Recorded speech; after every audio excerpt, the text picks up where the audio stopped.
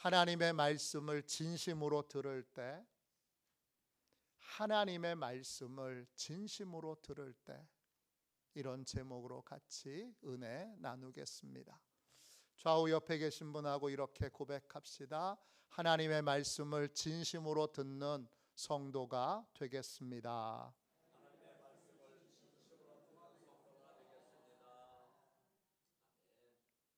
아멘. 네.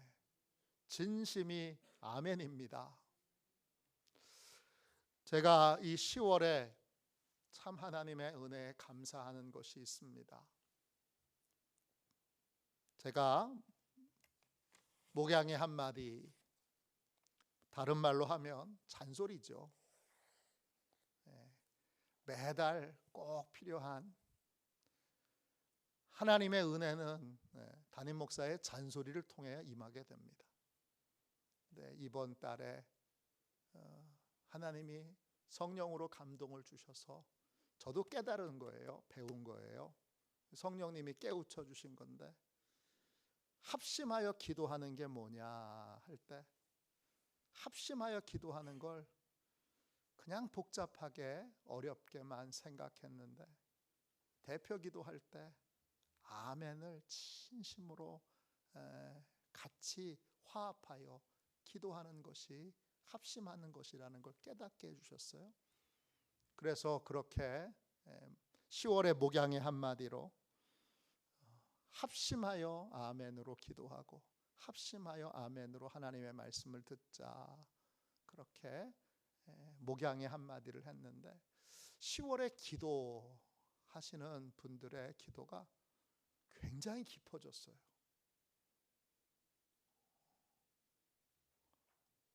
제가 놀랄 정도로 깊어지셨고, 기도를 하시는 태도와 자세가 어마어마하게 달라지셨어요. 우리가 준비를 오랫동안 한 기도인지 아닌지를 우리가 기도를 딱 들으면 알잖아요. 근데 아멘이 저희가 합심하여 기도하게 되면서 우리 대표 기도하시는 장로님들의 기도가, 권사님들의 기도가, 집사님들의 기도가 깊어지고, 일부 예배 기도하시는 분들의 기도가 깊어지고, 2부 예배 기도하시는 분들의 기도가 깊어지는 걸 느끼게 돼요. 그래서 저는 개인적으로 하나님께 감사하고 또 놀라게 됩니다. 오늘 낮 예배 기도도 얼마나 깊은 기도를 하셨는지 몰라요. 오늘 오후 예배 기도도 얼마나 깊은 기도인지 몰라요. 이렇게 진심으로 하나님 앞에 우리가 더욱더욱 기도할 때도, 말씀을 들을 때도 진심이 될 때, 우리의 외식과 거짓이 깨지고 진심이 될 때 하나님의 응답이 임하게 될 줄로 믿습니다. 진심이어야 합니다. 하나님의 말씀도 담임 목사님의 이론이나 논리나 경험이나 그냥 개인적인 이야기가 아니라 진짜 하나님의 말씀으로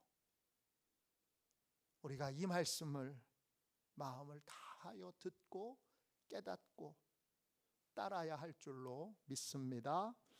오늘 말씀 12절 보세요.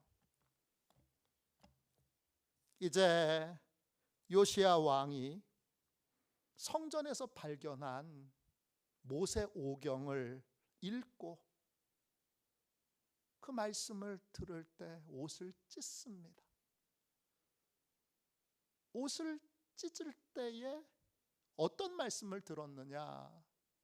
오늘 말씀의 내용에 보면 모세오경의 신명기에 보면 하나님의 말씀을 따를 때에, 하나님의 말씀을 잘 진심으로 들을 때에 온갖 복이 임하고, 하나님의 말씀을 듣지 않을 때 온갖 저주가 임하는 말씀이 신명기에 나옵니다. 그 말씀을 읽고 들은 것 같습니다. 근데 그 말씀이 폐부를 찌릅니다. 여러분도 그 신명기에 나오는 말씀을 읽으시면 앞부분은 너무 신나요. 들어가도 복을 받고 나가도 복을 받고 어딜 가든지 하나님의 복이 임한다는 거예요. 얼마나 신나는지 몰라요. 근데 그 뒤에 부분을 교인들하고 한번 같이 읽게 되면 끝까지 못 읽어요. 얼마나 끔찍한지 몰라요. 얼마나 고통스러운지 몰라요. 이런다고? 이런다고? 이렇게까지 된다고? 계속 하나님의 말씀을 떠난 인생이 추락하고 온갖 저주란 저주는 거기 다 들어가 있는 걸 보고 몸소리를 칩니다. 그리고는 저한테 부탁하신 분도 있어요. 목사님, 제발 이 본문을 읽지 맙시다. 얼마나 고통스러운지. 지금 요시야가 그런 말씀을 들은 거예요. 그리고 그 말씀이 그 마음에서 떠나질 않는 거예요. 그래서 12절 보세요. 왕이 제사장과 또 여러 신하들에게 명령합니다. 너희는 가서 여호와께 물으라. 나와 백성과 온 유다를 위하여 이 발견한 책의 말씀에 대하여 우리 조상들이 이 책의 말씀을 듣지 아니하며 이 책에 우리를 위하여 기록된 모든 것을 행하지 아니하였으므로 여호와께서 우리에게 내리신 진노가 크도다. 뭘 묻는 거예요? 이 말씀대로 듣지 않은 이 하나님의 말씀은, 성경은 다 뭐예요? 우리를 위하여 기록된 말씀이에요. 나를 위하여 기록된 말씀이에요. 하나님의 말씀은 나를 위하여 기록된 말씀이에요. 우리 가정을 위한 하나님의 말씀이에요. 우리 자녀들을 위한 하나님의 말씀이에요. 우리 손주들을 위한, 우리 다음 세대들을 위한 하나님의 말씀이에요. 그 말씀을 우리 조상 때부터 계속해서 듣지 않아 왔는데, 과연 앞으로 하나님의 진노가 우리에게 어떻게 임하게 될지 하나님 아버지 앞에 가서 물으라 그럽니다.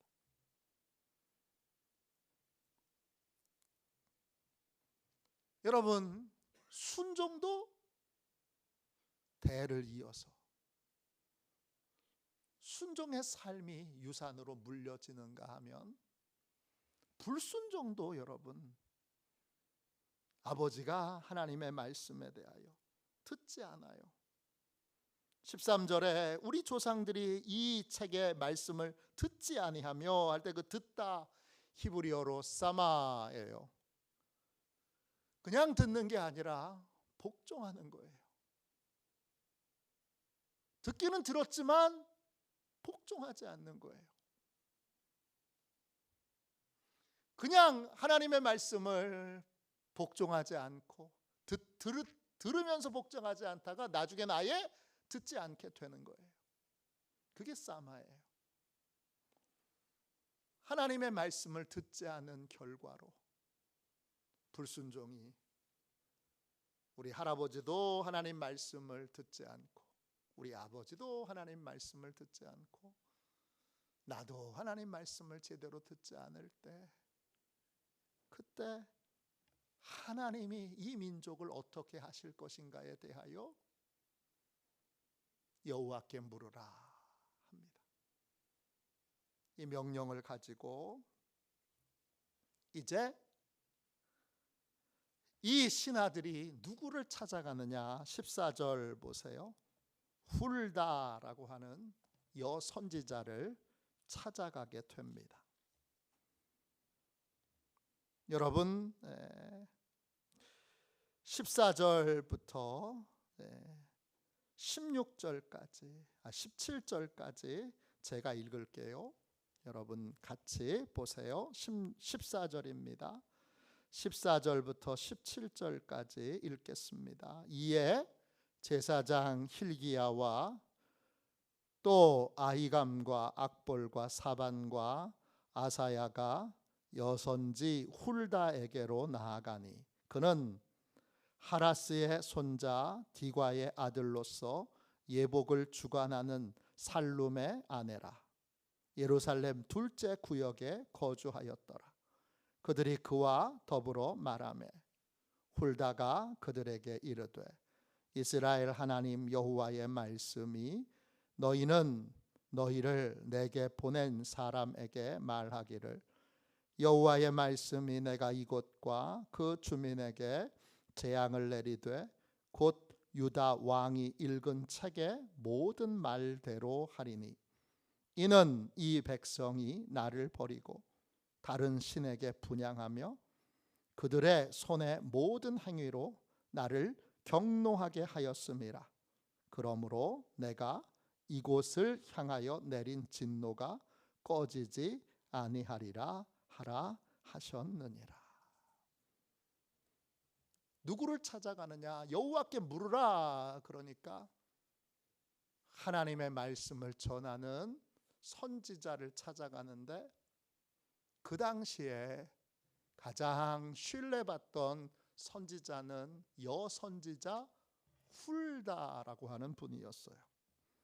이 훌다는 뜻이 세계라는 뜻도 있지만 쪽제비라는 뜻도 있어요. 이 훌다는 예복을 왕의 옷을 만드는 살룸이라고 하는 분의 아내였어요. 그리고 예루살렘의 그 당시에 사는 지역이 1구역, 2구역, 3구역 이렇게 제가 북경에 가니까 북경이 그렇게 되어 있더라고요. 최고위층이 사는 지역이 있고 그 다음 고위층이 사는 지역이 있고 그 다음 고위층이 사는 사람이 그 다음 고위층이 사는 지역이 따로 있어요. 그래서 저 북경이 아니라 저 중국 시골에 사는 사람이 북경에 못 살아요. 돈이 많아도 못 살아요. 재벌이어도 못 살아요. 왜? 그 구역은 허락 맡은 사람만 살 수 있어요. 그래서 북경에서 사는 건 아무나 사는 게 아닙니다. 그러더라고요. 그때 가이드 해주셨던 분이 북경 1구역에 사시면 그 사람은 중국 전체에서 아주 최고의 권력자 중에 한 사람인 거예요. 지금 훌다는 2구역에 살고 있어요. 2구역에 살고 있는 훌다에게 왕이 보내서 왔습니다. 왕이 읽은 이 말씀이 과연 이루어집니까? 어떻게 됩니까? 그렇게 훌다에게 묻습니다. 그러자 16절 보세요. 훌다가 뭐라 그럽니까? 유다 왕의 읽은 책의 모든 말대로 내가 이곳은 예루살렘 성이죠.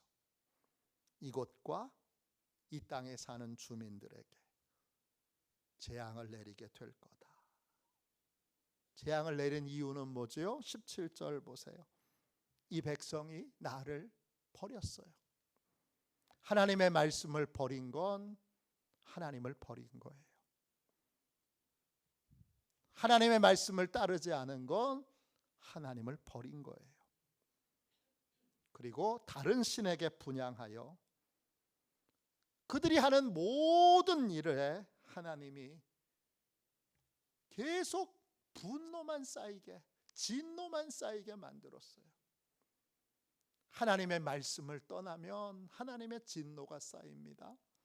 하나님의 말씀을 떠나면 하나님의 진노가 계속 쌓이게 되어서 17절 보세요. 회개를 했다면, 하나님의 말씀에 순종했다면 그러면 하나님이 진노를 가라앉히셨을 텐데, 이스라엘 백성들은 하나님의 말씀을 듣고도 그 말씀을 따르지 않고 그 말씀을 듣지 않습니다. 그러니까 이스라엘 백성들을 향한 하나님의 진노가 꺼지지 않는 불로 계속 더 점점 활활 타오르게 되는 겁니다. 하나님의 꺼지지 않는 진노가 이제 때가 언제인지 알지 못하나 하나님의 때에 이 진노가 예루살렘 성에, 또 예루살렘 사는 주민들에게 그 진노가 쏟아 부어지게 될 것이다. 이렇게 하나님의 말씀을, 하나님의 뜻을, 기도를 많이 하는 훌다라고 하는 이 여선지자가 하나님의 말씀을 전하게 됩니다. 오늘 낮 예배 시간에 하나님이 하나님의 자녀들에게 하나님의 말씀을 주시는 데에는 네 가지의 목적이 있다고 말씀드렸어요. 교훈이 있고, 책망이 있고, 바르게 함이 있고, 그리고 의로 교육함이 있습니다. 하나님의 말씀을 통하여 우리는 인생을 살아가는 교훈을 배워야 되고, 옳고 그른 것이 무엇인지 분별해야 되는데, 때때로 하나님은 우리에 대하여 책망의 말씀을 주세요. 그 책망의 말씀을 주실 때에 어떤 태도로 받느냐, 이게 사느냐 죽느냐, 또 하나님의 은혜 가운데 도약하느냐 아니면 추락하느냐, 이걸 결정하게 됩니다. 오늘 이스라엘 백성들은 하나님의 말씀 앞에 바른 태도와 자세를 갖지 못합니다. 책망의 말씀을 들을 때, 제가 어렸을 때 철이 하도 없을 때 어머니가 하시는 말씀을 들을 때, 아유 엄마 잔소리 좀 그만해 그랬어요. 아우 그 똑같은 잔소리. 근데 하나님의 말씀을 들을 때도 아유 그 잔소리 좀 그만하세요 하나님, 그러면서 우리를 위하여, 우리를 살리기 위하여, 우리에게 복 주시기 위하여, 우리의 은혜 주시기 위하여 주시는 말씀을 들을 생각은 안 하고, 깨달을 생각은 안 하고, 그 말씀을 잔소리로 엄마에게 잔소리 좀 그만하라고 말하는 것처럼 그렇게 책망의 말씀을 그렇게 제가 들어왔더라고요. 여러분이 아니라 여러분은 잘 들었을 텐데, 하나님의 말씀을 전하는 목사인 제가 그렇게 하나님의 말씀을 들을 때가 있었더라고요. 하나님의 말씀은 어떻게 들어야 되는 거예요? 18절부터 여러분 20절까지 보세요. 앞에와 다른 하나님의 말씀을 듣는 태도가 나오죠. 누구의 태도예요? 요시야 왕의 태도입니다. 18절입니다. 너희를 보내 여호와께 묻게 한 유다 왕에게는 너희가 이렇게 말하라. 이스라엘의 하나님 여호와가 이같이 말씀하셨느니라.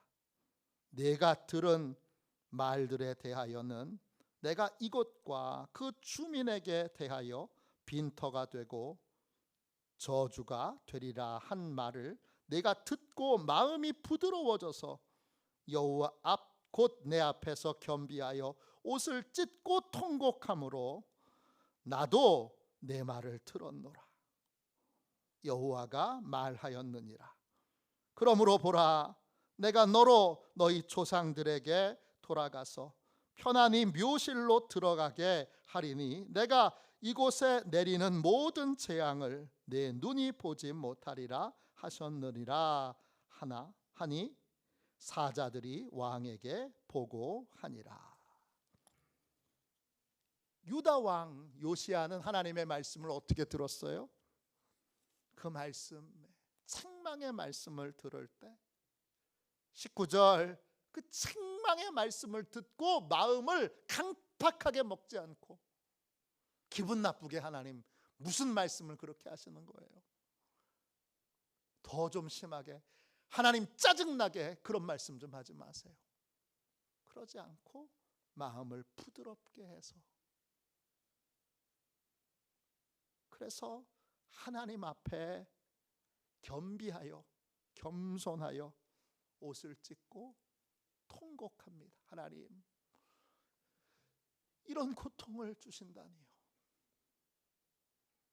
너무해요가 아니라 하나님, 저희가 하나님의 말씀을 이렇게 어기고 따르지 않고 하나님을 떠나 하나님 없는 사람으로, 하나님을 믿지 않는 사람으로 살았으니 하나님 말씀대로 하나님 진노를 쏟으시는 것이 당연합니다. 그러나 하나님, 우리를 불쌍히 여겨주십시오. 우리를 긍휼히 여겨주십시오. 그렇게 기도했다는 거예요. 잘 보세요. 잘 보세요. 여기서 중요한 말이 나오죠. 19절 끝에 보세요. 여호와 앞 곧 내 앞에서 겸비하여 옷을 찢고 통곡하였으므로 나도 내 말을 들었노라.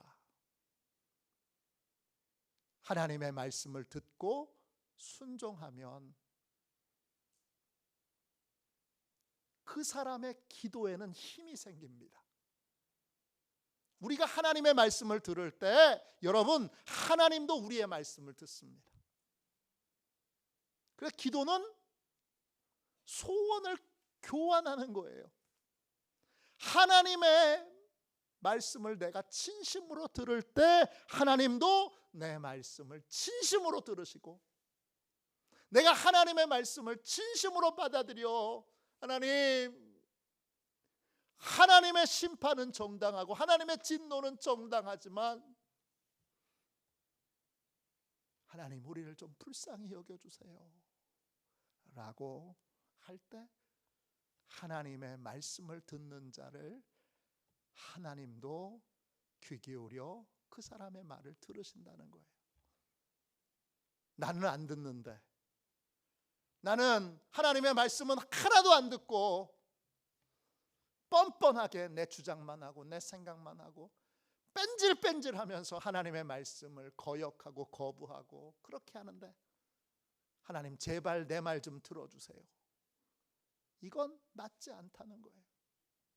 하나님의 말씀을 내가 잘 들으면, 그러면 자연히 하나님도 내 말씀에 귀를 기울여 들으신다는 거죠. 놀라운 거죠. 그래서 20절 보세요. 그래서 여선지자 훌다가 말합니다. 20절에 내용이 뭐예요? 재앙은 내리되, 재앙은 취소할 수가 없어요. 재앙은 내리되 그러나 요시야 왕에게는 긍휼을 내리셔서 요시야 왕은 그 재앙을 내리는 걸 보지 않게 하나님이 재앙의 시기를 뒤로 늦추신다는 거예요. 누구 때문에? 하나님의 말씀 앞에서 겸비한 마음을 품고 하나님의 말씀을 듣는 자. 책망의 말씀은 하나님의 말씀인데 듣기 쉬운 말씀이에요? 어려운 말씀이에요? 어려운 말씀이에요. 하나님의 말씀 가운데 순종하기 어려운 말씀이, 부담스러운 말씀, 순종하기 너무 괴로운 말씀이 있어요.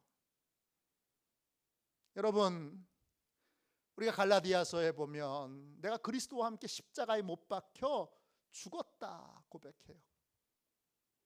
우리는 예수 그리스도의 십자가로 구원받을 뿐만 아니라 예수 그리스도와 함께 십자가에 못 박혀 죽어야 되는데, 예수 그리스도와 함께 십자가에 못 박혀 죽는 게 구체적으로 뭐예요? 한번 생각해 보셨어요? 예수 그리스도와 함께 십자가에 못 박혀 죽는 게 뭐죠? 하나님이 모리아산에서 아브라함에게 아들 이삭을 번제로 떠서 바치라고 하셨어요. 그 말씀을 아브라함이 어려운 말씀이에요. 부담스러운 말씀이에요. 손이 떨리는 말씀이에요. 마음이 덜덜덜 떨리는 말씀이에요. 그 말씀을 듣고 아브라함이 순종합니다. 기뻐서 순종하는 거예요? 아니에요. 억지로 순종하는 거예요? 그럴 수도 있어요. 그렇지만 그는 순종합니다. 그리고 순종한 장소가 어디죠? 바로 모리아산입니다. 모리아산은 나중에 예루살렘 옆에 있는 산인데 골고다 언덕이 있는 자리가 모리아산입니다. 하나님이 아브라함에게 아들 독자 이삭을 바쳐 번제물로 드리라고 순종을 요구하셨던 바로 그 자리는 예수님이 십자가에 못 박혀서 죽은, 하나님이 하나님의 아들을 우리를 구원하기 위해 친히 죽인 자리입니다. 왜 같은 자리죠? 뭐가 그리스도와 함께 죽는 거예요? 순종하기 어려운 말씀에 대하여, 순종하기 싫은 말씀에 대하여, 순종하기 너무 불편한 말씀에 대하여 순종하는 게 그리스도와 함께 십자가에 못 박혀 죽는 거예요. 아브라함은 그날 죽었어요. 십자가에 못 박혀서 죽었자 뭐가 열렸어요? 여호와 이레의 세계가 열린 거예요. 하나님의 말씀을 듣는데 순종하기 어려운 말씀, 제일 여러분의 인생에 순종하기 어려운 말씀이 뭐였어요? 그 말씀에 순종하는 거, 그게 십자가에 못 박혀 죽는 거예요. 다른 게 아니에요. 한 번만 십자가에 못 박혀서 죽어야 되나요? 아니죠. 매번 십자가에, 한 번 십자가에 못 박혀 죽은 사람은 계속 그 길을, 그 순종의 길을, 그 죽음의 길을 걸어가게 돼요. 그 십자가를 짊어지고 자기 십자가를 지고 주님께 나아가는 삶이죠. 요즘 저는 오래간만에 내려놓음이라고 하는 책을 쓰셨던 이용규 선교사님의 새 책 약속이라는 책을 읽고 있어요. 그리고 저녁마다 우리 뚝방길을 걸을 때에는 또 이용규 선교사님의 간증 여러 테이프들을 음성만 따서 이제 이렇게 이어폰에 끼고 듣고 있어요. 그리고 그러면서 하나님과도 교제하는 행복한 시간을 보내고 있는데, 죽는 게 뭐냐? 죽는 게 내려놓는 거예요. 내려놓는 게 뭐냐? 내가 그리스도와 함께 십자가에 못 박혀서 죽는 게 구체적으로 뭐냐? 그 너무 어렵게 뜬금없이 생각하지 마시고 하나님이 지금 하라고 하시는 일에 순종하는 거예요. 그게 죽는 거예요. 내가 원하는 인생을 사는 게 아니라 하나님이 이끄시는 인생을 사는 거예요. 이용규 선교사는 한 번도 자기가 이런 삶을 살 거라고 생각 못했어요. 그는 하버드 대학교, 우리 서울대학교 나오고 대학원 나오고 하버드 대학교에 가서 교수가 되려고 생각했던 사람이에요. 교수 사역을 하기 전에, 교수가 되기 전에 선교사로 서원했으니까 그냥 한 2, 3년 몽골에 가서 선교 사역을 먼저 해야지 그렇게 생각하고 단기로 선교 사역을 하려고 갔다가 한번 선교 훈련을 받아본 적도 없고 또 목회를 해본 적도 없고 또 설교를 배워본 적도 없는 사람이 가서 지금까지 전문 선교사가 되고 지금도 선교 훈련 받은 적이 없죠. 그리고 가서 일액교회에 담임을 하고 거기 설교하고 자기가 원했던 삶이 아니에요. 하나님이 몽골로 가라 하셨어요. 그 학위를 내려놓은 게 내려놓음이 아니라 하나님이 하라고 하시는 일들을 순종하는 게 내려놓는 거예요. 그게 죽는 거예요. 그게 예수 그리스도와 함께 십자가에 못 박혀 죽는 거고, 그 십자가에 못 박혀 죽는 순간에 뭐가 열리는 거예요? 하나님이 보장해 주시고 공급해 주시는 여호와 이레의 세계가 열리는 거예요. 몽골에 가서 후원도 제대로 없는, 후원자 작성도 안 하고 간 그 선교사가 내려놓음이라는 책을, 원래 제목은 천국의 유목민이었어요. 근데 출판사에서 그 선교사님 책에 내려놓는다 이런 말이 많으니까 이 책 제목을 내려놓음이라고 적읍시다. 그렇게 합시다. 그래서 그때 선교사님이 아무 고민 없이, 안 팔릴 책이니까, 인기 없을 책이니까 그냥 그렇게 하자 그랬는데, 그게 기독교 역사상 지금 대한민국 기독교 역사상 출판된 책 중에 가장 많이 팔린 책이에요. 여러분, 내려놓음이. 그래서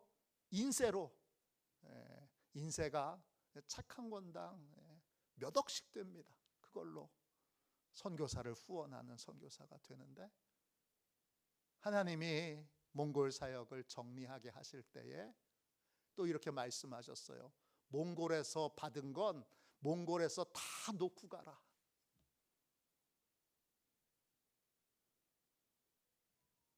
그 말에 순종하는 게 뭐예요? 그 말에 순종하는 게 죽는 거예요. 하나님의 말씀, 듣기 싫은 말씀, 순종하기 부담스러운 말씀, 순종하면 죽을 것 같은 말씀에 순종하는 게 죽는 거라고요. 모리아산에 아들을 번제로 바치라고 하는 그 순종의 자리, 그 순종했던 자리가 예수 그리스도와 함께 십자가에 못 박혀서 죽는 모리아산, 바로 그 자리예요. 순종하는 하나님의 말씀에, 듣기 싫은 말씀에, 책망의 말씀에, 고치라고 하는 말씀에, 바꾸라는 하는 말씀에 순종하는 그 순간이 여호와 이레의 세계가 열리는 순간입니다. 부끄러운 고백 제가 여러 번 했어요. 저는 개척을 할 생각이 없었어요. 저는 개척교회 너무 어려우니까 저는 큰 교회에 그냥 부임하기를 원했어요. 또 제가 부목으로 있던 교회는 감리교의 총 행정의 최고 지도자인 감독회장님이 계신 교회고, 저는 감독회장님의 특별한 사랑을 받았어요. 그래서 감독회장님이 늘 미국으로 보내줄까? 어디로 보내줄까? 어떻게 할까? 이런 수많은 달콤한 얘기를 들으면서 부목을 했어요. 근데 하나님이 뜬금없이 그때 요나의 기도라고 하는 책을 부목사임에도 담임 목사님이 허락하셔서 책을 출판도 하고, 부목사임에도 불구하고 청소년 집회도 가고 그랬어요. 그렇게 해서 이제 다 제 계획이 있었는데 하나님의 계획을 한꺼번에 확 틀어서 교회 개척해 하고 그걸로 몰고 가시는데, 기도만 하면 물속에 뛰어들어라. 내가 다 예비해 놨으니까 요나처럼 물속에 뛰어들어라. 개척하라는 말이에요. 하나님의 말씀 듣자마자 다 알았어요. 이 개척하라는 말씀이구나. 이 핑계 저 핑계 대면서, 여러분 죄송하지만 저는 그때 아브라함의 위대함을 봤어요. 저는 이 핑계 저 핑계 대면서 아우 요즘 개척하려면 하나님 돈이 많이 들어요. 아우 건물이 나왔는데 주인이 교회는 안 주려고 그래요. 월세가 너무 비싸요. 뭐 별별 소리를 다 하면서 미루고 있는 저를 하나님이 그래도 끝끝내 몰고 가셔서 개척을 하게 하셔요. 근데 돌이켜보면 그렇게 해서 정말 하기 싫은, 그리고 어떤 의미에서 죽을 것 같은 그 순종의 길에 들어섰을 때, 지금 돌이켜보면 그때가 여호와 이레, 하나님이 예비해 놓으신 세계가 쫙 열리는 순간이었어요. 그로부터 제 인생의 복은 그때부터 시작된 거예요. 사실은 얼마나 철이 없는, 물론 30대 초반에 목사한테 무슨 어마어마한 성숙을 요구하겠어요. 그래도 목사인데, 그래도 개척은 진짜 죽을 것 같았어요. 근데 그리스도와 함께 십자가에 못 박혀 죽었나니, 그리고 그 길을 걸어갔을 때 하나님이 축복의 길을 열어주신 거예요. 살 길은 이렇게 여는 거예요, 여러분. 살 길은 하나님의 말씀, 특별히 듣기 싫은 말씀, 듣기 부담스러운 말씀. 아우 목사님은 왜 저런 말씀을 하셨어, 나를 부담스럽게 해. 그게 생명의 말씀이에요. 오늘 이용규 선교사님한테 몽골에서 하나님이 부어주신 건 다 놓고 가. 그리고는 인도네시아에 빈손으로 갔어요. 갔더니 돈이 몇 배로 더 필요한데, 얼마나 여러분 그 다시 시작하는 것이 힘들었겠어요. 오늘 새벽에도 말씀드렸지만 양영자 선교사님도 몽골에 선교 가기 전에, 금메달리스트잖아요. 탁구 금메달리스트. 연금 맞는 거 개척교회 목사님한테 연금 돌리고, 올림픽에 금메달 땄다고 서울에 아파트 사준 게 있어요. 국가에서 그것 팔아서 선교단체에 다 드리고, 그리고 강원도 양양에 부모님이 물려주신 땅이 있었어요. 그 땅도 다 팔아서 한 푼도 남기지 않고 다 선교단체에 기부하고, 영원 빈손으로. 남편은 신문기자였지만 역시 다 기부하고, 둘 다 영원 아무것도 없는 상태에서 몽골 선교를 떠납니다. 죽는 거예요. 예수 그리스도와 함께 십자가에 못 박혀 죽는 거예요. 그렇게 죽음을 각오하고 순종의 길을 걸어가면 어떻게 되죠? 여호와 이레의 축복이 열릴 뿐만 아니라 이제는 하나님이 도와주시는 은혜가 임할 뿐만 아니라, 여러분 작고 사소한 것에 대한 두려움과 걱정과 염려는 사라지게 됩니다. 하늘의 평안을 붙들어 주시는 거예요. 여러분에게 큰 걸 하나님이 말씀하시기 전에 작은 부담스러운 걸로 하나님이 말씀하실 거예요. 새벽에 잠이 너무 많은데 너 새벽 기도해라, 그러실 수 있어요. 또 너무 바쁜데 너 하루에 1시간 이상씩 기도해라. 너 하루에 30분 이상 꼭 성경을 읽어라, 그러실 수 있어요. 부담스러워요. 너무 부담스러워요. 그러나 예수 그리스도와 함께 십자가에 못 박혀 죽을 때 부활의 영광이 임하고 하나님이 책임져 주시는 세계가 임하고 하나님의 안식의 세계가 열리니까, 그 순간이 여러분 정말 그리스도와 연합한 순간이니까 그 기회를 놓치지 말고 신앙생활을 50년, 60년 해도 한 번도 부담스러운 말씀에, 꺼리는 말씀에 순종해 본 적이 없는 분이 계시면 십자가 곁에서 구경만 하신 거예요. 그리스도와 함께 연합해서 함께 죽고 다시 사는 은혜를 체험해 본 것이 아니라 그냥 좋은 성격으로, 좋은 성품으로, 그냥 착한 마음으로 신앙생활 하는 거, 다른 사람 신앙생활 하는 거 함께 곁에서 구경만 하신 거예요. 오늘 이 말씀으로 내가 이제 주님 책망의 말씀을 들을 때에도 부담스러운 아브라함과 같은 그러한 주님의 말씀을 들을 때에도 피하지 않겠습니다. 도망가지 않겠습니다. 이 말씀을 듣겠습니다. 그리스도와 함께 십자가에 못 박혀서 이 말씀에 순종함으로 죽겠습니다. 이 놀라운 십자가의 은혜가 저와 여러분에게 충만히 임하기를 주님의 이름으로 축원합니다. 기도하겠습니다. 자비로우신